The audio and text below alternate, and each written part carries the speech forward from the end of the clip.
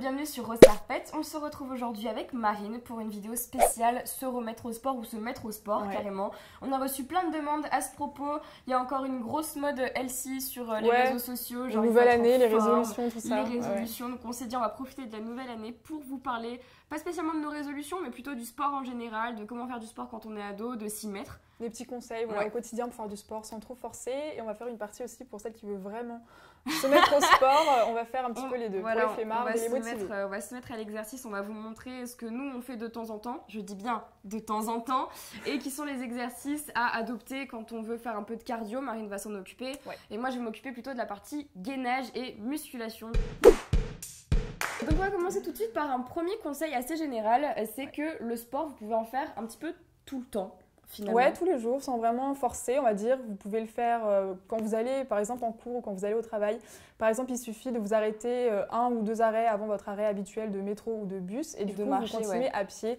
C'est quand même important de marcher, de ne pas faire tout le trajet dans les transports en commun. C'est quand même assez facile à faire, c'est pas trop contraignant. Et même si vous prenez la voiture, par exemple, vous pouvez vous garer 15 minutes avant votre lieu de travail, par exemple, et continuer le chemin en marchant. Dans les escalators dans le métro, on voit, il y a les escalators d'un côté, les escaliers de l'autre. On voit les gens qui sont sportifs, qui prennent les escaliers, et les gens qui sont pas du tout sportifs. Ceux qui sont motivés, et les flemmards. Mais moi, après, ça dépend des jours. Hein. Quand je suis un peu malade et tout, je prends les escalators, je suis fatiguée, comme ça, comme une grosse loque. Sinon, quand j'ai la pêche, ou juste pour montrer aux gens que je suis sportive, alors que je le suis pas du tout, c'est je cours les escaliers comme ça.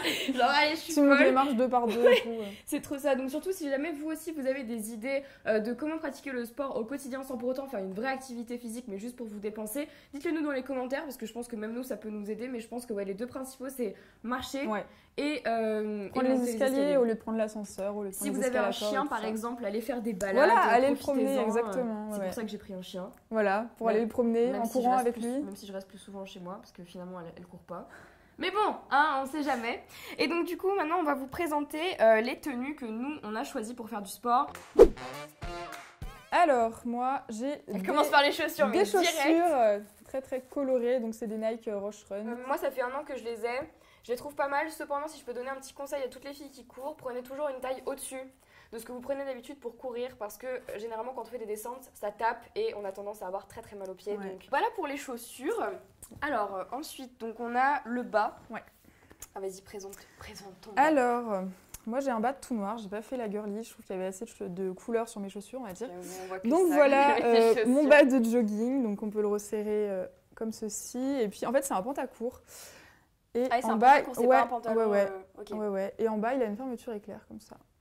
Donc pareil que Marine, alors bon moi c'est un pantalon noir comme vous pouvez le voir, sauf que ici il a des intérieur rose, un peu rose, donc voilà. Et il est super long et ici donc comme vous pouvez le voir c'est un pantalon très très très très long parce que quand on court il faut bien penser à avoir les chevilles protégées. Moi j'ai couru plusieurs fois sans avoir les chevilles protégées quand il faisait froid et c'est le meilleur moyen de se faire super mal. Faut pas que je cours avec moi du coup. Ou alors tu mets des guêtres. Donc ensuite on termine avec les hauts. Donc toi... moi c'est un haut tout simple de sport qui vient de chez Forever 21, donc je l'ai acheté il y a un petit moment, mais je sais qu'ils font souvent des vêtements de sport. Donc il n'y a vraiment pas plus simple en fait. Donc voilà, tout noir, manches longues. Et donc il est dans une matière qui permet de pas trop transpirer dedans, c'est quand même mieux. Toi aussi t'as appris la technologie brevetée. Voilà, des tops dans une matière plutôt bien pour le sport, faut pas mettre n'importe quoi. Et sinon dans les manches en fait, vous pouvez mettre votre pouce dans un petit trou comme ça. Soit vous pouvez mettre un t-shirt normal si il fait super chaud et que c'est l'été. Moi j'ai décidé directement de mettre une veste, donc pareil elle a la technologie hyper performante. Brevetée. En gros ça laisse sortir la transpiration mais ça garde la chaleur si vous voulez, donc à bien laver après chaque séance de préférence. Oui, c'est mieux. Donc elle a des manches longues et elle a un petit col, ça je vous le recommande parce que courir avec une écharpe c'est pas tellement possible. Non, c'est pas agréable. C'est possible mais bon on est souvent en mal, souvent quand on court au début on a super froid quand on sort de chez soi. Après 30 minutes, on a légèrement plus chaud. Bref, on va enfiler tout ça et on se retrouve juste après. Donc, c'est parti. Et tada! Tada! Donc pour faire du cardio à la maison facilement avec quasiment aucun accessoire, vous avez 2 possibilités. Donc premièrement, vous pouvez monter et descendre les escaliers de votre immeuble par exemple, donc en petite foulée en essayant d'accélérer le rythme, vous verrez que ça fera la différence. Et pour faire travailler le cœur tout simplement, moi c'est ce que je préfère, la corde à sauter. Malheureusement j'habite en appartement, du coup j'ai pas envie que mes voisins me détestent. Du coup je fais pas de corde à sauter mais c'est vraiment top. Et puis voilà, vous pouvez faire à l'endroit, à l'envers, croisé, vous pouvez vous amuser. Et du coup voilà, vous faites ça pendant 10 minutes et vous faites 15 secondes d'effort, 15 secondes de repos et vous verrez que voilà, ça fait bien ça fait bien travailler le cœur, donc c'est vraiment top et c'est facile à faire à la maison avec quasiment aucun accessoire.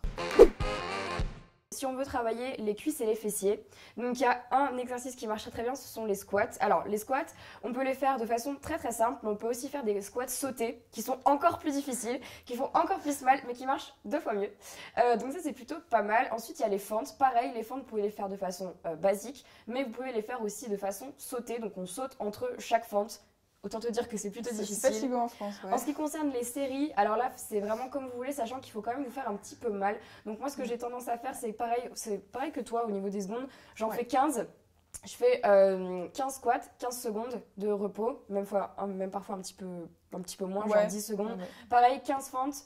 10 secondes, sachant que pour les fentes, c'est 15 fois de chaque jambe. Donc du coup, en tout, on en fait 30. Il faut bien penser à ça. Et donc, pour terminer, pour bien finir la séance de renforcement musculaire, il y a le gainage. Alors bon, je sais que c'est ce qu'on aime le moins faire parce qu'au final, c'est ce qu'on fait en fin de séance. Moi, c'est ce que mon prof de sport nous faisait faire en fin de séance et c'était vraiment dur. Donc le gainage, vous pouvez le faire un petit peu différemment. Il y a plein de positions qui existent. La plus connue, c'est celle que je vous montre maintenant. Et voilà, c'est celle qui fait le plus mal. Bon alors, le mieux, c'est de tenir 1 minute.